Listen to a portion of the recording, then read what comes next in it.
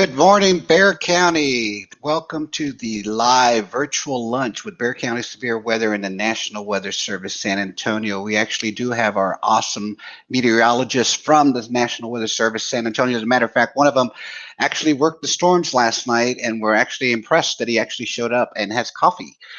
So this is going to be an exceptional live broadcast with some lunch. So grab some food and let's get ready to take this going. We have you may have met him last night when we were doing our live coverage, but I also have my partner in crime for the Bear County Severe Weather, and I'm going to bring him on board. His name is Martin, although he goes by his Southwest Texas Chaser. So I'm going to bring Martin on board. And Martin, if you want to unmute yourself and say hi to everybody, and thank you for joining us, buddy. Hi, everybody. How you guys doing? I'm doing great. How are you doing over there? Pretty good. Late night, just like everyone else, and running around today. Yeah, it's kind of, we're all dragging. We're gonna kind of grill the National Weather Service here for bringing these storms last minute. You know, we need to kind of see if we can schedule them during the afternoon or something. None of this overnight stuff. But as we continue with our live broadcast, I want to say that it looks like we have an awesome guest that we need to bring on board. And this is our colleague from the Travis County Severe Weather Team in Travis County, Austin. Let's go ahead and say hi to Steve. Hi, Steve. You're on mute, Mr. Steve. You can unmute yourself, please, and say hi. Have to remember to do that. Hi, everyone. How you doing, buddy? So before we continue, and we're going to get into what we are in terms of our roles with the National Weather Service, but we need to talk about Travis County and Travis County severe weather in the Austin area, because Bear County wouldn't be what it is without the Travis County team. When the National Weather Service approached us and said, hey, we want you to do basically what Travis County is doing, but for Bear County, I remember we came home, we set up this whole Twitter account, and Martin and I were kind of going back and forth going, okay, what do we do now? We didn't know exactly what to do. And we just decided to say, you know what, let's just start looking at what Travis County's doing and go from there. And sure enough, you guys took us under your wing and just started giving us basic tips and tricks. And you know, we modeled our brand and our operation based on Travis County. And you're one of, I believe, two members. You're a 3-member team, correct? Correct. If I'm not mistaken. So yeah, so the other 2 couldn't make it due to scheduling issues, but we at least brought Steve here, and you can do no worse. I'm serious. If you want to follow professionalism, if you want to follow commitment to public service, you got to make sure to follow Travis County. And down the line, we'll pitch them, and we'll give you guys the information on how to get that going. So, Steve, thank you. It's an honor and a privilege to have you representing Travis County, part of our team here. For this live brunch, lunch kind of thing. And if you're closer to Aaron, you might want to see if you can maybe virtually fill his coffee cup. He worked the storms last night, so he's kind of he's falling asleep a little bit on us and everything. So now that we've got our introductions out of the way, again, Steve, thank you for coming. Martin, thank you for coming. Let's go ahead and bring our distinguished guests from the National Weather Service, and we'll do it in alphabetical order. Let's go ahead and bring up Aaron Treadway from the National Weather Service. How you doing there, Aaron? Good morning. It's actually not coffee. It is I look at clouds and I know things mug full of Pepsi right now, but it's still helping me stay awake. And we appreciate your commitment. I mean, talk about professionalism and commitment. We had you actually working the social media and other aspects of last night's storms. What I'm sure a lot of people are going to want to pretty much tell you is there any way we can schedule these storms for a more afternoonish kind of, evening kind of thing? See if we can work that out and, see what we can do to fix that. But we can't leave out Mr. Keith White from the National Weather Service. So let's bring him in. And this is Mr. Keith White. And good morning to you, sir. How are you doing? I am doing all right. Happy to join you today. Well, I'm happy you could join us too. Let me see if I can go ahead and put us all in a kind of a screen mode and get rid of that Bear County lunch thing. So what I wanted to do is quite a few people that are watching may not know who you guys are and your roles. So if you want to kind of give us a little bit about, tell us a little bit about yourselves and the role you play at the National Weather Service. And I'm going to leave it up to Aaron since he's first because of, A versus K. So Aaron, if you want to go, and we don't want you to fall asleep or anything. So if you can go ahead and give us a quick idea of where you come from, your idea, for your intro, actually, who you are, and then give us a general summary of what you do at the National Weather Service. Yeah, so my name is Aaron Treadway. I have been at the New Braunfels office since 2013 full-time. Before that, I grew up here in South Central Texas, just to the east of Austin, actually, and then went off to the University of Oklahoma to get my meteorology degree. Then moved back down here. Thankfully, was able to get a job at kind of my hometown, WFO. During my time here, I've gotten a master's degree in emergency management, and my big focus at the office is radar meteorology. Keith and I tag team on social media. And then I'm involved in also our backup program. So, for example, if our office were to go down, say during the big, severe weather event like last night, we would immediately call up the Corpus office to get them to back us up. So I kind of test their staff and test our staff to make sure things are ready. But I'm already up on social media this morning and tweeting, folks asking questions about radar signatures and stuff from last night. So I really enjoy the radar side of things, but that's me. So take it away, Mr. Keith. Sure. I could talk about myself all day. I'll try not to do that. So my name is Keith White, and I'll start from the beginning. I'm originally from Wisconsin, southeastern Wisconsin, and I grew up in a town called Racine. I went to the University of Wisconsin at Milwaukee for my undergraduate degree. Spent some time there learning how to forecast and kind of cutting my teeth on operational meteorology. And then I moved to Texas to do a master's degree in atmospheric science at Texas A&M. And from there, I've moved around a lot, spent a couple of years in Oakland, California. Then I started my National Weather Service career in Marquette, Michigan, the snowiest office in the Weather Service. We average over 200 inches of snow every winter at that office. It was a really great time for me as a snow lover from the Midwest originally. But in order to further my career, I moved down here and started at this office right at the beginning of 2020. So about a year and a quarter that I've been down here so far. And at our office with Aaron, I run our social media program. And I also am in charge of our climate operations. Sort of informally, I'm also our winter weather pseudo focal point, being the office northerner, and among other things, I put together our office newsletter and regular day-to-day weather duties of forecasting and communicating our forecast with you, the public, as well as our partners across a number of different sectors. So thanks again for having me today, and I'm excited to talk with folks. Well, we're glad to have you both. We really appreciate your efforts, especially from situations like last night where we had one model saying nothing was going to happen, and all of a sudden this other model comes up and decides to say, nope, we're going to do this. But one of the things speaking of severe weather and the storms that we had last night, we recently had a spring severe weather awareness week that I wanted to kind of touch base on because obviously we're in the spring and we obviously have severe weather. So we had a spring severe weather awareness week a couple of weeks ago. You guys were involved. Most of the WFOs in Texas, I know Corpus was involved, Brownsville was involved, Houston was involved. And then I know that the Travis County people were doing some stuff on their end, and then of course Bear County.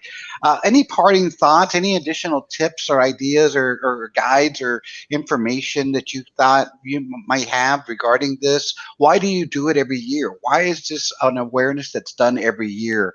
Is it something you want to make sure people get? I mean, what is your main purpose for doing this? And then whoever wants to talk, and I'll bring you guys forward. I guess I can start and let Mr. Keith wrap up. Pretty much, I mean, we do it every year. So it kicks off really the whole spring safety campaign that the Weather Service does as a whole.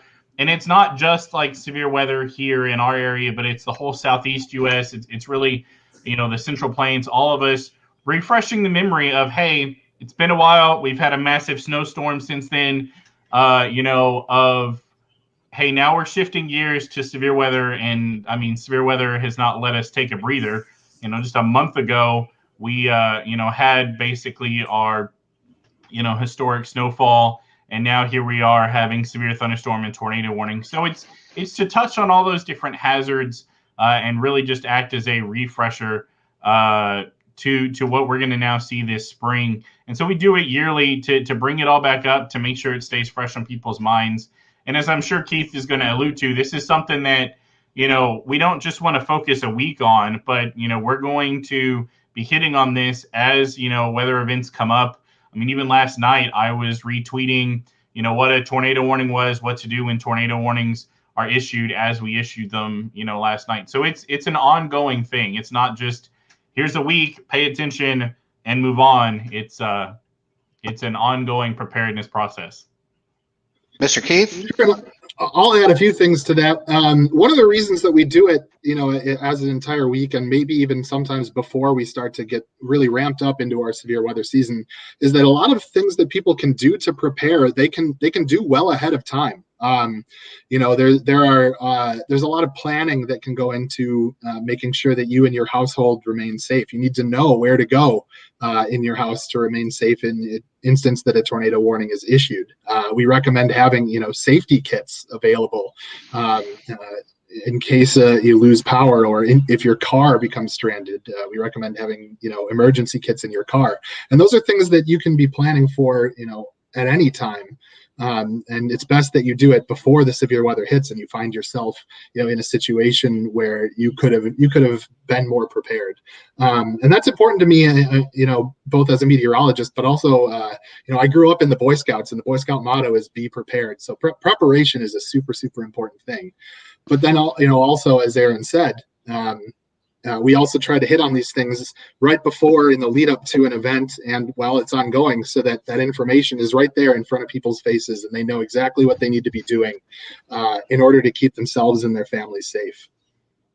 Well, that's great. And we have the website again, and I'll bring up the website address so people can kind of look at if they want more information. One of the things, you have your social media plans, you have your infographics, and you guys are going to probably make fun of me here, but we actually have contenido en español para la gente que quiere más información sobre el clima severo en la primavera. So that is for our Spanish people that are our followers that want more information. They actually have an area, tienen un lugar para ustedes también para tener más información sobre esta información de la primavera y el clima severo. Again, that's the address, and this is a pretty good resource of what happens. And down here, I love this part because we can actually click on these areas to find out what, let's say, the May 9th through the 15th, we have weather safety for hurricanes and so forth, because we know tropical season's coming up. And then we have, we all know about June 1st and the summer heat and so forth. So this is a really cool, different, great site for that info. And what I'm going to segue from the spring, and there was a reason for that, because I want to kind of segue towards the National Weather Service Austin website, but particularly the Skywarn. You guys hold the Skywarn classes pretty much right around this time, probably maybe January, February into the March time. And it's basically a class that people can come in and learn more about severe weather, but it's also about other stuff that you guys do that inform us about what to look out. But I'm going to stop saying that. I'm going to let either one of you to explain the whole Skywarn concept, and I think you have some classes coming up as well. So whoever wants to take forward and discuss more about the whole Skywarn, let's get that going. Want to start off, Keith? Oh, okay. Sure. We'll do Keith. There you go. So these are usually about an hour and a half long webinars. Usually we do them in person, but with COVID, everything has been done virtual this year. But they cover a wide range of the basics of what you need to know about severe weather safety and what you can do to help us at the National Weather Service in terms of recognizing what kinds of weather are reportable to us and sending those reports in a way that we can use them most efficiently to continue to serve the public and keep everybody safe. While most of the trainings that we had scheduled for this year are already behind us, there is still one more. I believe our advanced class is coming up here in a couple of days, but we also have recordings on the site from last year's talks from 2020. So for anyone who may have missed our live recording events, you can watch those videos on our YouTube. And of course, both Aaron and I are more than happy to answer people's questions. Our emails are available, publicly on our website. If you're unable to attend something live, we're still happy to help people out who are willing to help us out. Mr. Treadway, anything you'd like to add? Yeah, so we actually have 2 more classes, one more basic and one more advanced. So the basic is this coming Thursday evening. And you can sign up for that via our website. We'll probably be tweeting a graphic either later today or tomorrow about that one. And then as Keith said, an advanced class, I believe that's next Tuesday, and I'll be running that show there. So the basic one is really for anybody who wants to learn, how to report severe weather, really the basics of severe weather. The advanced, which we only do a couple of times a year, goes more into detail about a lot of radar meteorology. So that's my bread and butter. We kind of revamped things a year ago. So we take you through a whole severe weather event starting 8 days out from an event back in early 2020 and kind of show you how we use the weather models, how we use the Storm Prediction Center forecasts, and how it really comes down to, during the event and then the post-event stuff, which is what's going on, today, where we have our WCM out, up in Bertram and Williamson County looking at potential damage and everything like that. So those are the 2 things. And again, as Keith said, if you can't make either of those 2, either shoot us an email or watch, one of those recorded ones. So again, Skywarn's very important, and for not only us to identify severe weather ourselves, but also for us to report any potential severe weather. Because I think in the Skywarns you mentioned, radar can't do everything for us. I mean, we have to have people in the field to actually validate and verify that if the radar is saying it's seeing quarter-size hail and someone reports it, you validated that. Because radar, for example, can't just be there. We're having some questions, and I want to invite, this is a good idea, anybody that's watching that wants to ask any questions, feel free to submit them, and we'll do it towards the end of our broadcast. We have our friend Ashley here watching here.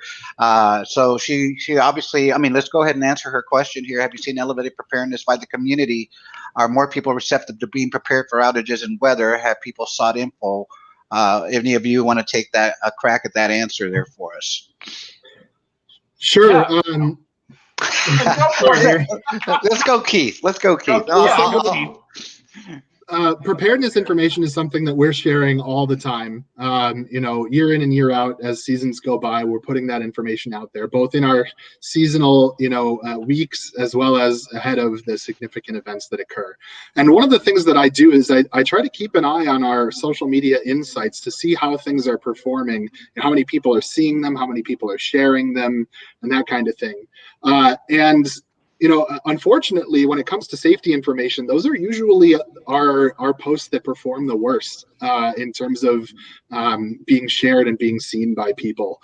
And I have seen some uptick, especially in the wake of one of the more impactful weeks of weather that we've had in this area in quite some time. That week in mid-February was pretty crazy, and a lot of people were sharing our info at that time, as things are occurring. But in terms of like our preparedness week information, it doesn't necessarily get as many eyes as we would hope. That doesn't deter us. That doesn't stop us from continuing to push that information out as much as possible.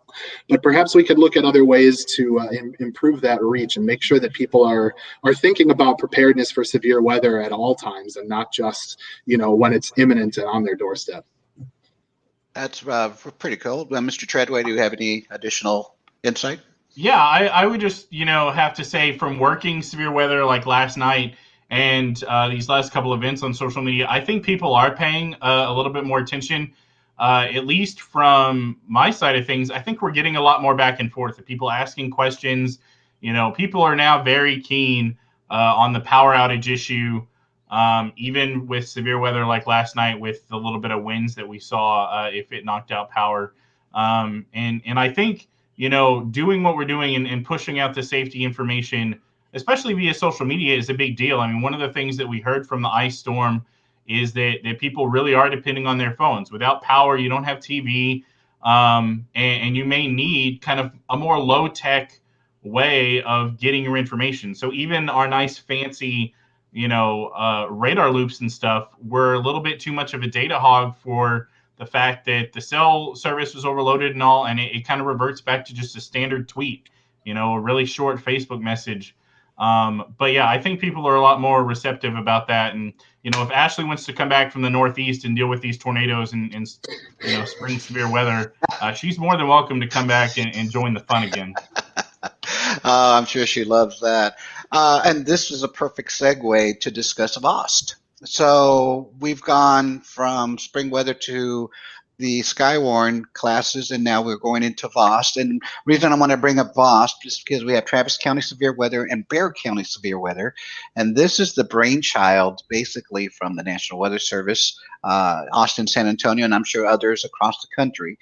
And rather than us kind of saying what this is, what does it do, what do we do, what are we for, why don't we let you, the guys that actually created this operation, to kind of explain it to everybody what our function is and what we are, what we're not, and any further insight that you may have. Okay. I can start, and maybe I'll kind of talk about a little bit of the background since I was here when we started the program, and then kind of let Keith maybe segue into kind of what VOST isn't. So the program was actually kind of birthed out of the NWS Nashville office. And a forecaster there named Trevor Boucher, who is now a lead forecaster at the Las Vegas office, worked and got several counties around the Nashville area to basically have volunteers like you, Jag, like Steven, like the rest of your teams there with Martin and the rest of the Travis County gang.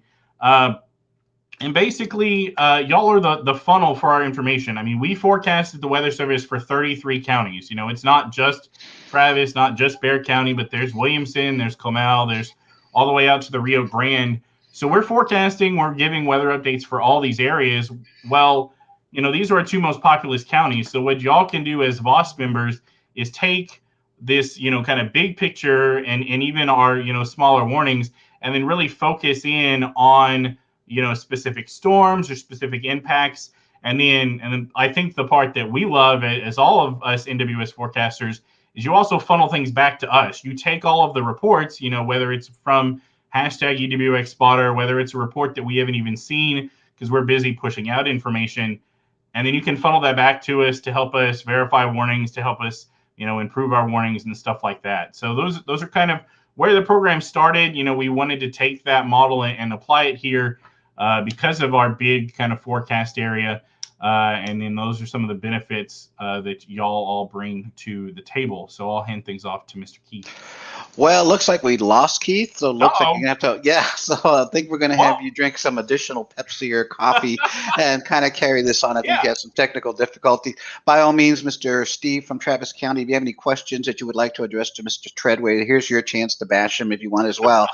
One thing I want to make sure that people understand, and I want you to reiterate, that VOST members, by the way, that stands for Virtual Operations Support Team. We are not forecasters. We are not people that are going to look at data and say it's going to rain tomorrow, it's going to snow tomorrow, or anything like that. We take the data you give us by, the way you publish that on a tweet or the information you provide, and we'll provide a little bit of more insight on that later.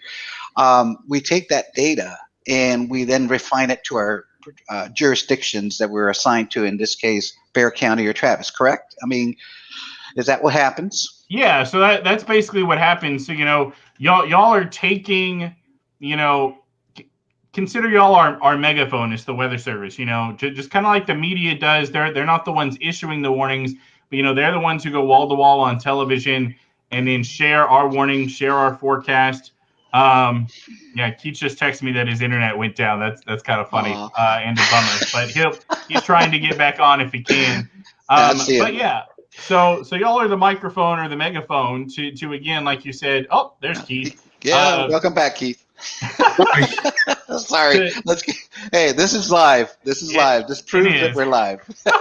But no, to just force out the message, y'all are doing the forecasting stuff, and so that's one of the great things too when it comes to questions.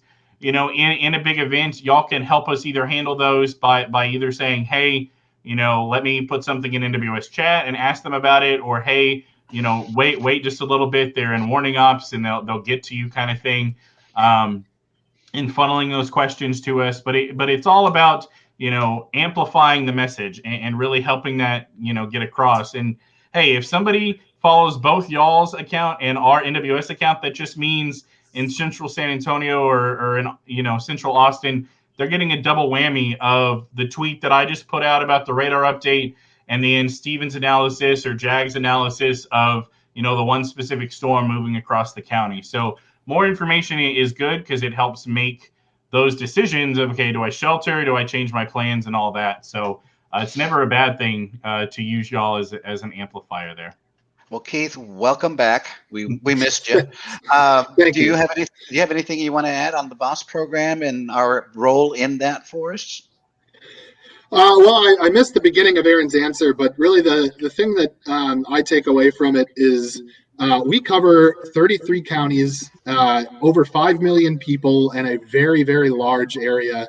And it's really, really nice to have that localized, focus from you in Bexar County and in Travis County.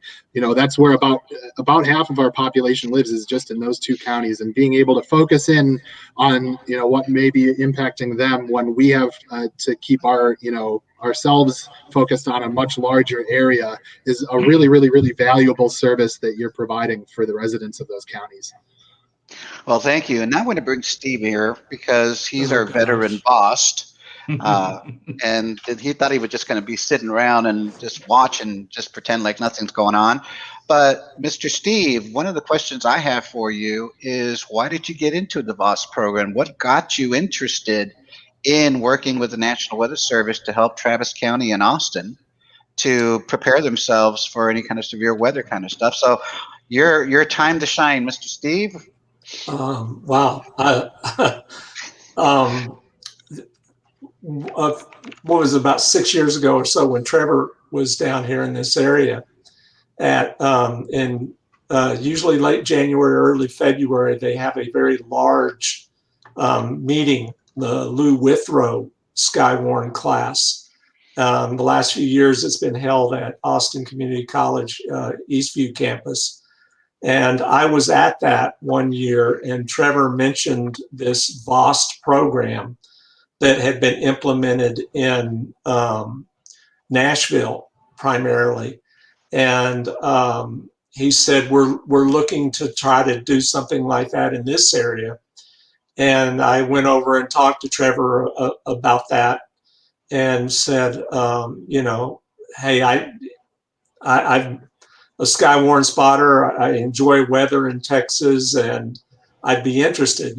I've worked with computers as a systems administrator at the time, and I thought, this is a good idea to try to find some way to.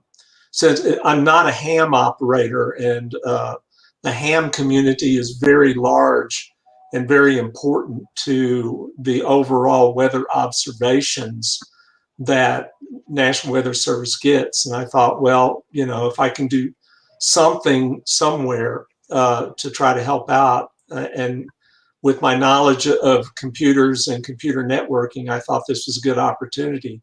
So that's how I got started with it. And my two colleagues joined a few months later, and I started Travis County, and largely we modeled ourselves on the Nashville Severe Weather Group and what they had been doing for a while. So I wish I could say we did something incredible and that hadn't been done before, but we really didn't. We followed the model that was already in place and tried to provide the service of amplifying the information from the National Weather Service and providing them with observations that we could come up with through social media. Well, and let's go ahead and show everybody your actual Twitter site for Travis County Severe Weather, and let's go ahead and bring up and kind of plug your page. For being someone that's very modest and saying you haven't done much, you have almost over 8,500 followers, and that's not bad for the actual geographic. And it looks like you just recently celebrated your 6th anniversary on Twitter from 2015, it looks like, when you joined. Yep. So, and I saw you last night just covering, the storms or actually Travis County was covering the storms as they were approaching your area. So you're definitely very much a compliment and a godsend for the area that you cover in Travis County. And we definitely appreciate you, and we're actually very glad to be a part of your team. We're very grateful and honored to be part of a team just like you.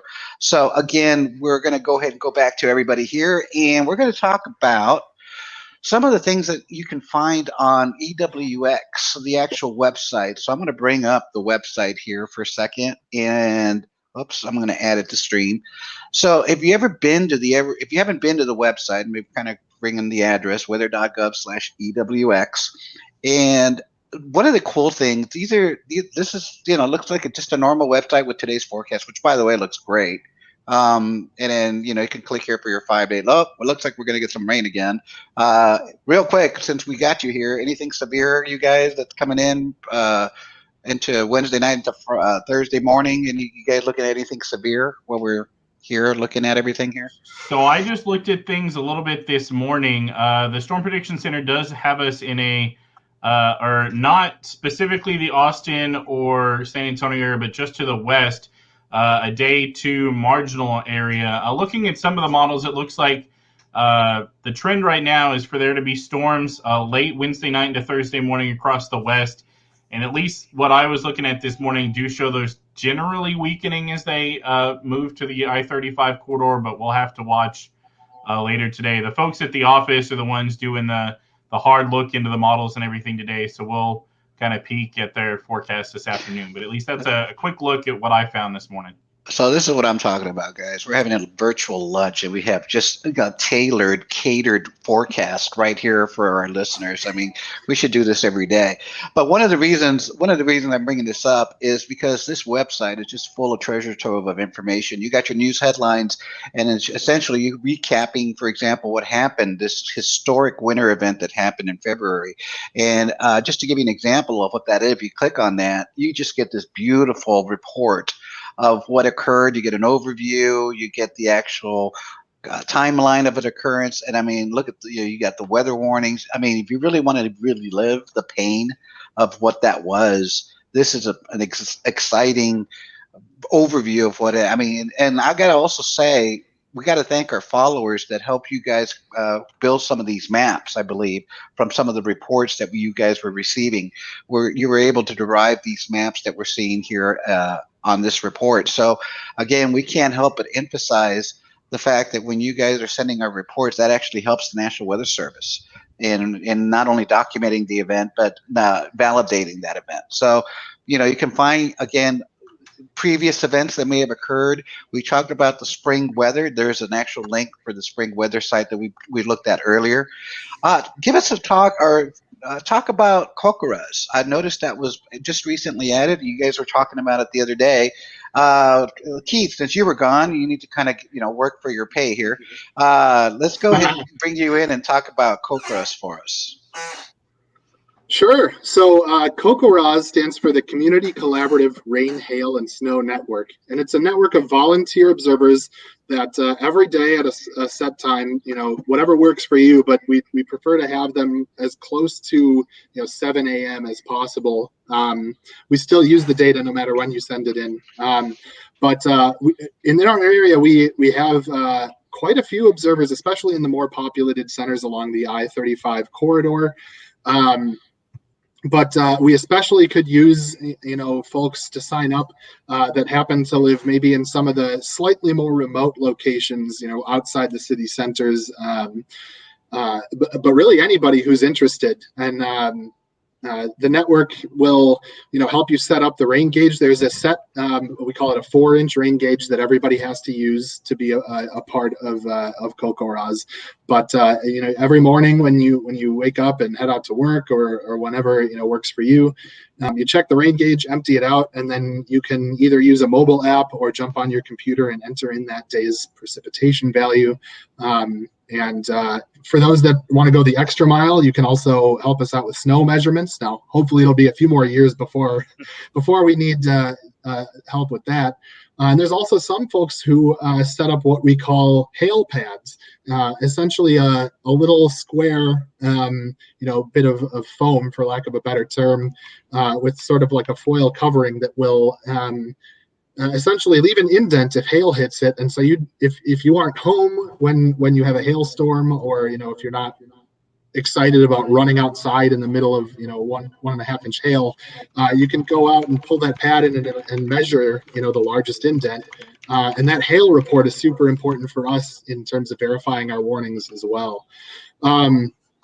And just to switch gears a little bit, since I do a really fun thing every 3 months, in those top news links that Jag was just showing you folks, the very top one is a link to a video that I made, an outlook of what kinds of conditions we can expect over the next few months. And I do these for our partners as a webinar, and then share them to our YouTube every 3 months, to just give a general overview of what we can expect over the course of the next 2.5 to maybe 3.5 months, in terms of chances for above average or below average temperatures and precipitation.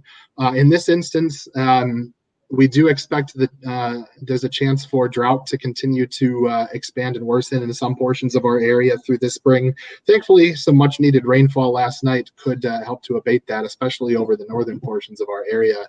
But for folks who may be interested in what kinds of things they can expect on average over the course of the next few months, I do put these together and wanted to plug that for everybody today. So thanks for letting me do that.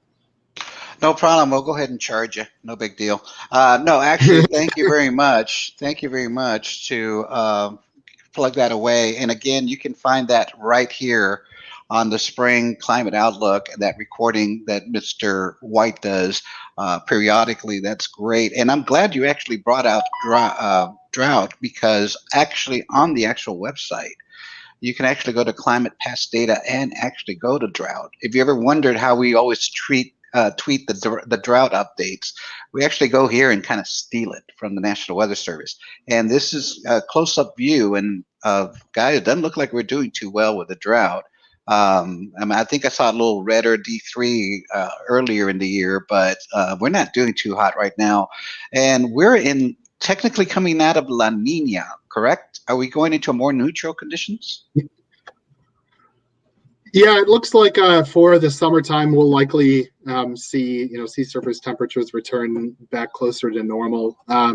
Unclear at this time what we could expect heading into next year. The ENSO, or El Nino Southern Oscillation Cycle, really maximizes over the winter months, and predictability is rather low in the spring and summer.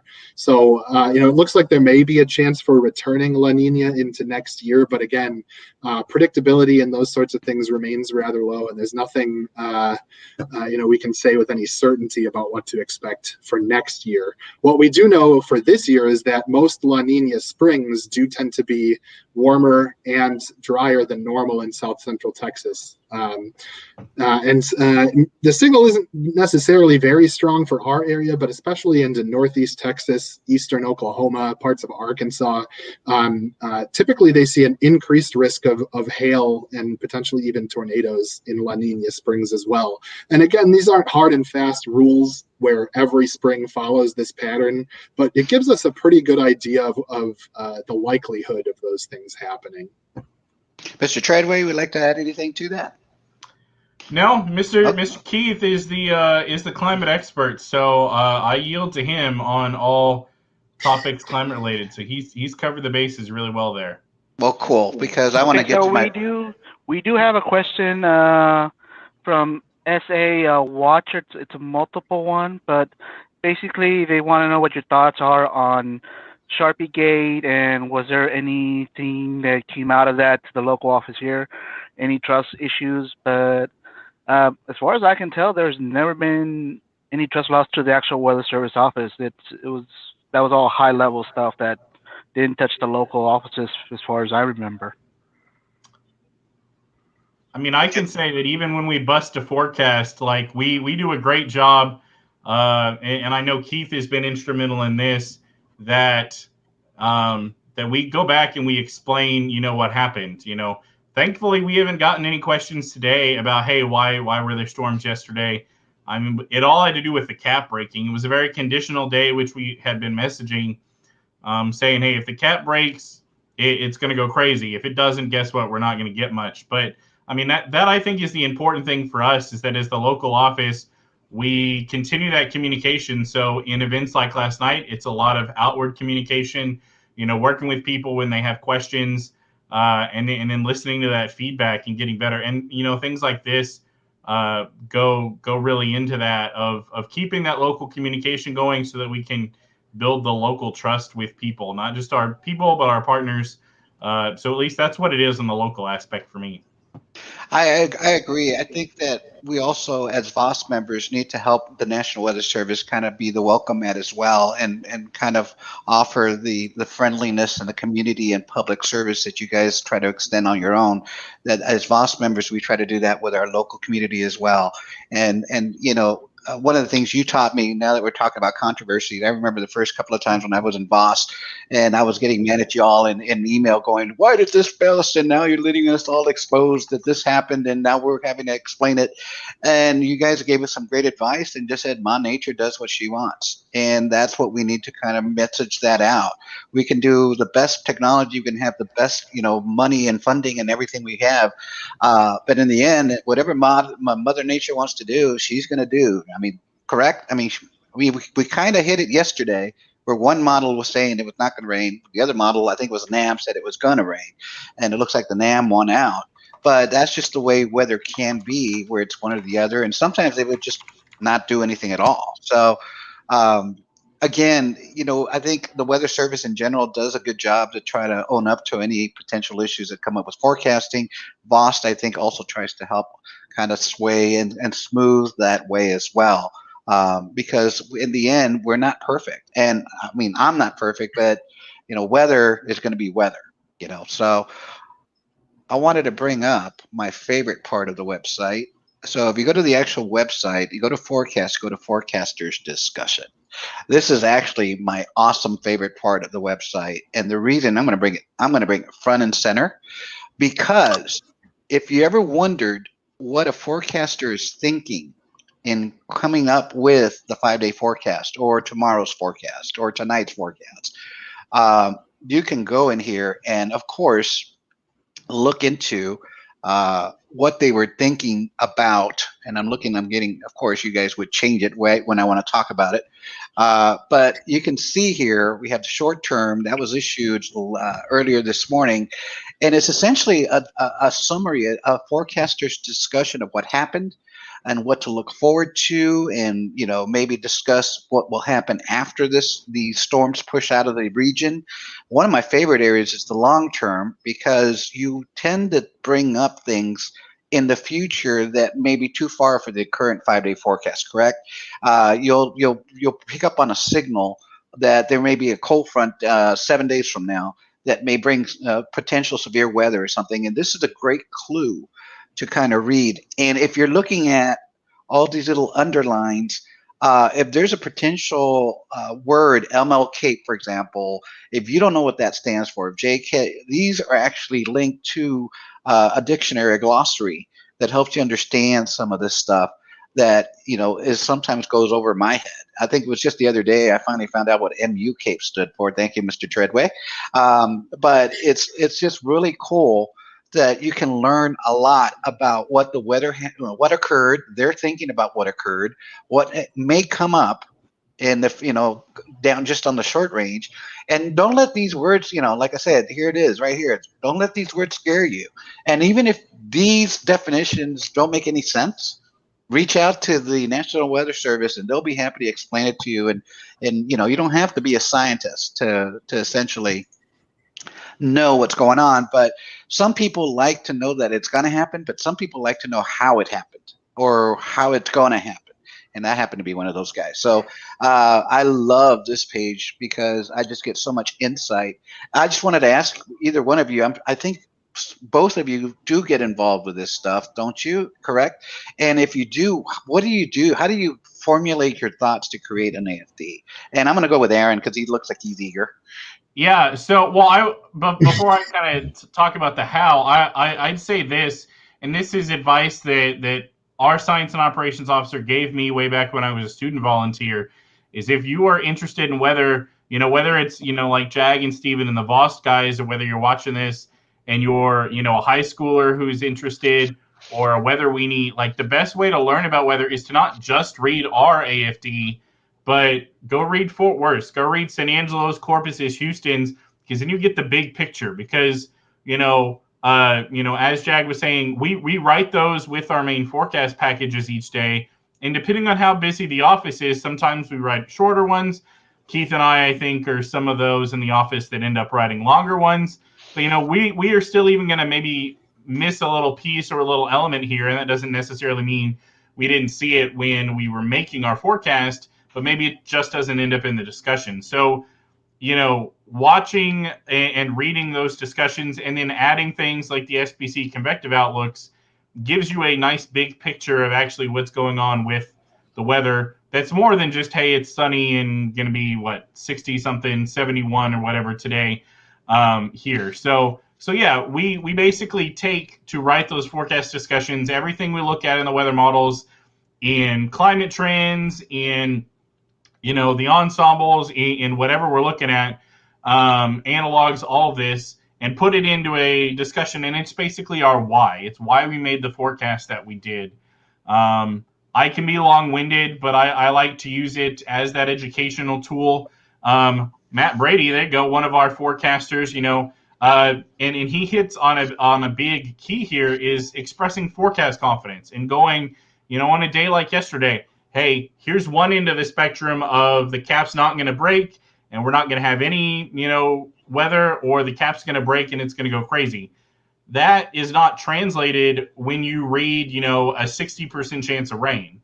You don't know what's behind that 60% chance. So reading things like the forecast discussion and then following things like our social media help you learn and help us communicate things like the confidence and all. So that's a great point, Matt. Yes, and Mr. Keith, would you like to add anything to that? Just an apology for the novels that I write from time to time. I do tend to go a little long in my forecast discussions, but I do really, I think that the details matter to some people, especially to me. And so I put them down, you know, not on paper, but in virtual ink, you know, to make sure that, that all the bases are covered. Well, that's good. And we're going to have, you know, it looks like I'm pretty much for the entire itinerary. We're going to probably just go right into the question and answers. It looks like people are just excited to ask questions. So we're just going to have, can you talk about the coordination between SPC when watches are issued, the extension and added counties? That's actually a pretty good question. It was not until recently, let me kind of put everybody back on screen here. It was not until recently I found out that either and correct me, either the watch or the warnings are issued out of, not like locally, it's only, and forgive me, I can't remember which one it is. Which product is issued locally? Like from, let's say, last night. Which, was it the warning that's issued locally or the watch? So the watches are issued by the Storm Prediction Center in Norman, Oklahoma. The warnings are issued by us. But as the question alluded to, we do coordinate with SPC on those watches. So they will give us a call and basically they'll propose a watch to us and say, hey, this is the box that we want to draw. Now, do you want to change the watch type from severe to Tor or back and forth? Do you want to necessarily add counties to it, kind of thing? And then we also have the power, once the watch is out, to locally extend or add counties to it. So that's one of the things that we were doing last night. You know, SPC issued the initial watch and then a second watch. And then as the storms formed back over the Edwards Plateau, we locally extended that watch back to the west in coordination with SPC. They sort of own the watch, even though we, you know, fiddle with it through our computer system. That is theirs, where the warnings, the here and now, the hey, take shelter, you know, we see this, those are ours. And so that's kind of the difference there between the watches and warnings. But all those watches are collaborated with us here in the office. So one thing I noticed yesterday in the radar, that as we were looking at, especially for Bexar County, at one point you had a big, you know, red polygon right over Bexar County, and as the line continued to move eastward, I noticed that was kind of chipping away. And I believe that's a new form of weather warning that's, I can't remember the name that I think Trevor was bringing, that you're not going to keep a warning active as if areas that are affected are no longer part of it. You're going to kind of trim away that area. So I was quick to see that and say, hey, if you're west of this polygon, you're okay, you're in the clear, you're not under that warning. Is that kind of the general basic idea of what you're going to start doing or continue to do to not continue to warn people that are technically don't need to be warned? I mean, at one point, I did remember seeing an entire county warned, and the storms are not even there anymore. They were more toward the southeast of the county or whatever. Now I see that that's being trimmed. I like that because that kind of helps people visualize immediacy where that warning is and where that's not. Is that something that you guys have just all along been doing and I just noticed? Yeah, those are nothing new.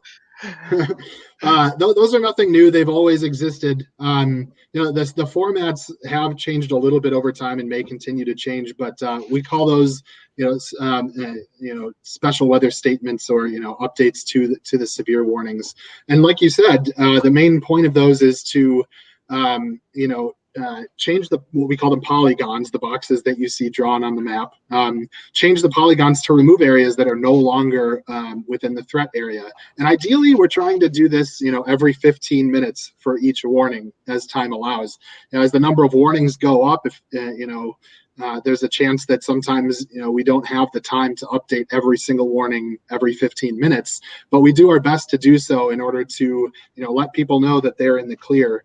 The other point of those, and the other reason they exist, is to update the warning text itself. So, you know, say you issue a severe thunderstorm warning for 1-inch hail and 60-mile-an-hour winds, and then you get a, you know, 70-mile-an-hour return on radar and see, you know, a much stronger hail signature. You're going to want to increase the text to say, we now expect there could be 2-inch hail with this storm, you know, and let people know that this is, you know, an even worse severe thunderstorm than it was before. And so, you know, those reasons are twofold, both to update the area as well as the threats. That's interesting. We're going to have, you should recognize this name right here. He wants to know what side lobe contamination is, and I think that would probably go to Mr. Aaron because he loves radar. Yeah, so let me see if I can simplify this. So basically, you have the radar beam shooting out from the radar. That's a continuous thing.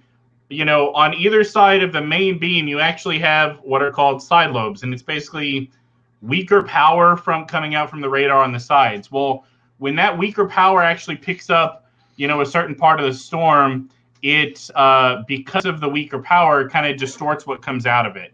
And what that can do, unfortunately, right in a region where we kind of need the best data, is give us some distorted radar data. And a lot of the times that looks like a circulation. So we, as meteorologists, Keith and I, are trained to know what to look for. And there's a lot of different ways to kind of look and really recognize whether or not something is side lobe contamination or a real circulation. The easy one, the really easy one, is to look where it is in the storm. A lot of the time, those false echoes, that false circulation, is going to be in an area of very, very low reflectivity. And I'm not talking like in the hook. I'm talking like out in front of a storm where it's not even raining. And that's unrealistic because there's actually nothing there for the radar to detect that circulation with. So that's the first thing to look at. The second thing to look at is to look one scan above. So usually that side lobe contamination only occurs on the 0.5 degree, the lowest tilt. So if you even look just one scan above, hey, if it's a true circulation producing a possible tornado, there's going to be vertical continuity to that circulation. So you'll see that if it's side lobe contamination, 9 times out of 10, you're not going to see anything. That signature is just going to go away, and then you're going to know, hey, that's not real. And then the third thing, which I only discovered about 2 years ago, is there's a whole product in radar called spectrum width, and it's basically just the measure of how turbulent the air that the radar is seeing is. It was one of the 3 original radar products, and you don't really use it that much. It's not talked about. It's not one of these cool products that a lot of people post on social media, but it actually comes into play looking at side lobe contamination, because those false echoes turn into highly turbulent echoes where a true circulation isn't that turbulent. It's like good straight winds in one direction, good straight winds in the other. So looking for high spectrum width in those areas, those are really the 3 keys that we look for to differentiate between side lobe and non-side lobe, like a real circulation. I know I've become long-winded, but like that's one of the big things that we get a lot on social media, and not, of course, not from the people that's watching, and definitely not from like folks like Jag or Martin, but like a lot of the times we get tweeted, oh my gosh, why don't you have a warning on this? And we actually even ran into this several times last night because of the angle and because of how the storms are behaving up over the hill country. There was a big problem with side lobe contamination. But again, looking at different radars like Granger and ours, looking up one scan, all these things allow us to differentiate between those 2. But if you want to learn more about that, watch both of the Skywarns, because I know it's touched on in both the basic, and I know definitely I touched on it in the advanced. So that is a long-winded explanation, hopefully non-technical for you there.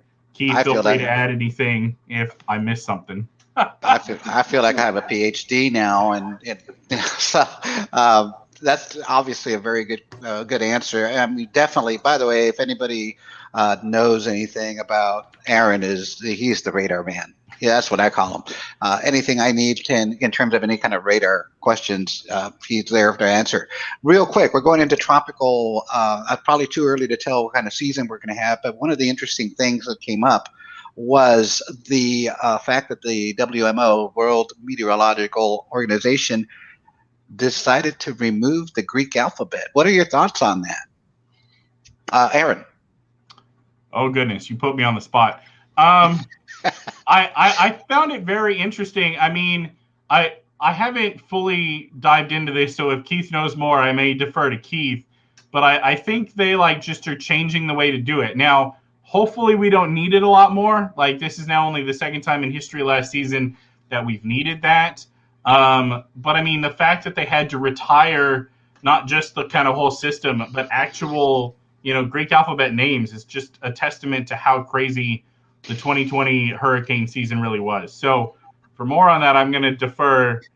Yeah, this is the part I like. I get to transfer over to Keith like that. Real cool. I think one of the big reasons that they did it, aside from the fact that 2 of the Greek names, the storms were strong enough and had enough impacts that they decided to retire those names, is the confusion that's created by using them in the first place. A lot of them sound alike. Zeta, Eta, both could be confused for one another. And I think that one of the big reasons that the WMO decided to do that is to help remove that confusion. And what they did instead now is they have a list of supplemental names that's not part of the regular 6-year rotation that still goes in alphabetical order. So once you get through the end, if we were to do that again, and hopefully we go several, hopefully tens more seasons without having to get to that point. But if that happens again, if we finish a list, we'll move into that supplemental list of names rather than moving to the Greek alphabet. Well, and now that I have you here, Keith, I wanted to ask you, when we were doing our technical dry run, we were kind of joking around in terms of on my side about the rain shield, storm shield that usually occurs in Bexar County, and how it looks. Last night was not an example of that, but how we normally see a bunch of storms coming down the escarpment coming towards Bexar County, and all of a sudden it just poof, right? And you were talking about the geographics of that and how that may play a role as to how these storms look like they're mean and they're mean green and they're going to come down and eat us up. and then right as they get to our border, poof. And I thought that was a pretty cool observation I wanted you to share with our audience here. Sure. I'm going to preface this by saying that a lot of people in a lot of different parts of the country think that where they live is a bubble, is a shield from rain and storms. And at least 90% of the time, that's just confirmation bias. In most locations of the country and in most weather regimes, there's nothing happening meteorologically that's making any storms miss you. There's no grand conspiracy. Mother Nature doesn't hate you. But in some situations, there are things that can affect the weather. And in this case, in certain wind regimes, because of the geography and the geology of the Balcones Escarpment, which essentially causes a rise of anywhere between 600 and 1,000 feet in elevation, you know, to the west of Austin and to the north of San Antonio.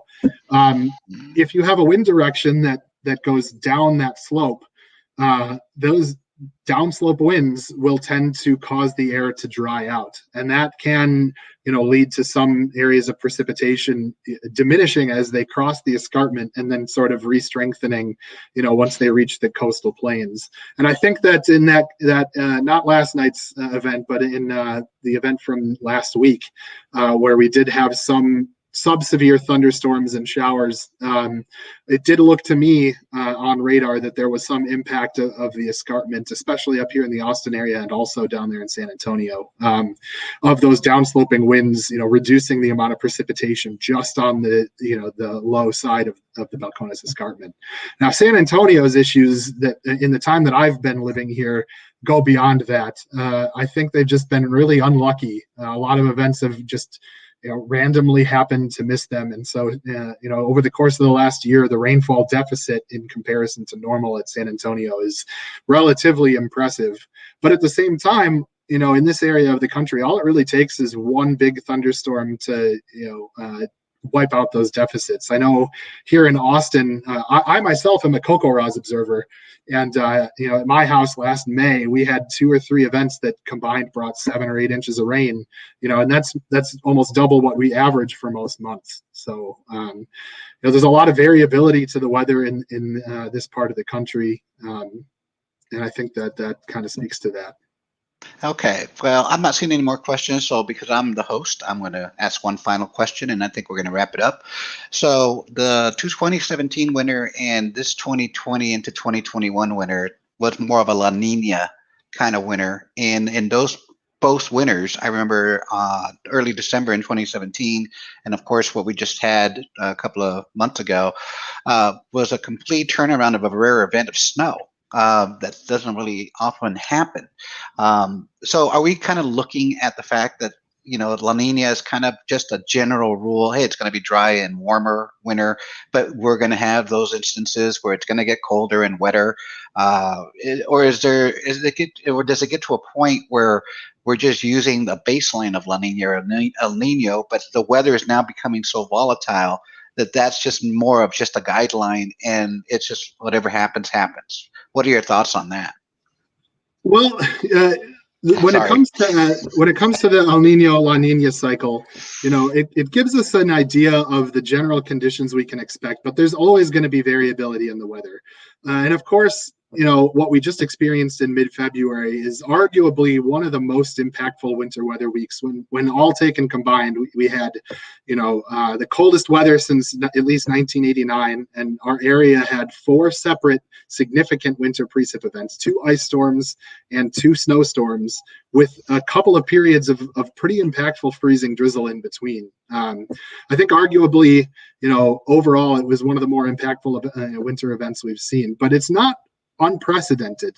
You know, we've had very cold events here in 1989, in 1983. You know, I'm sure most of the people who've lived in San Antonio for a long time remember the 13-inch snowfall in 1985. You know, and then going back into the historical record, you know, we have data that dates back to the late 1800s, and there was a couple of years there, 1895, and I believe, and I may be wrong on this, so don't quote me, 1899, both also had some really harsh winters in this part of the country. And overall, as you know, the climate warms, we can expect that that these events will keep happening, but maybe not necessarily be as cold, as they had before we were superimposing that variability on the general upward trend. So, in terms of cold temperatures, this wasn't the worst that we've had here in 2021. But of course, when you combine that with the impacts of the winter precipitation, that really, added up to be quite a lot to deal with. Yeah, and especially in our case, when we saw snow in the early parts of the week, and then we saw it again in the mid and like Wednesday or Thursday, we saw another snow activity come in. That's kind of rare to see just in our general area. Before we leave, again, I thank you guys real quick, but I want to kind of push the websites out here for anybody that's watching that wants to follow the Travis County Severe Weather Twitter account. You can go ahead and do that on Twitter, and we can't, of course, forget our mothership, the National Weather Service Twitter site itself. Wow, you have 47,000. I had not known that. Anyway, you guys cannot go wrong by following these accounts. Obviously, follow us for Bexar County, but if you follow the National Weather Service and if you follow the Travis County Severe Weather, let me take that out because we're not talking about San Antonio there. You guys are going to be covered, like Aaron said earlier, with complete coverage from the actual mothership itself to the actual jurisdictions. I know I love saying mothership. I'm just an alien guy. To my National Weather Service mentors for the VOST team, we thank you very much for taking time out. Aaron, especially, you did a great job. I'm going to do a little clapping there for you for staying up with us, considering that you were up most of, up to, I guess, 2 or 3 this morning. Mr. Keith White, thank you for your insights, and we appreciate you as well, giving us all that climate data. And again, if you guys happen to go to EWX.gov, weather.gov/EWX, don't forget to look out for his climate videos. Those are very informative. Mr. Steve from Travis County, thank you so much for joining us and for being a part of our virtual lunch, and again, for being our mentor. And of course, we got Mr. Martin, Southwest Texas Chaser, who without him, I wouldn't know what to do. I'd just be staring at a monitor all day. So, and he's obviously promoting the Skywarn there. So thank you to everybody. And of course, we got to thank our followers and our viewers. Thank you guys for joining us as well. We hope to hopefully, if these guys enjoyed themselves, maybe we'll bring them back down the line. And we'll try to see if we can do some other guests that we can bring in. And looks like we're gonna do some final thank y'all for the coverage overnight. It helped a friend in San Marcos. So you see, you guys are constantly saving lives and property.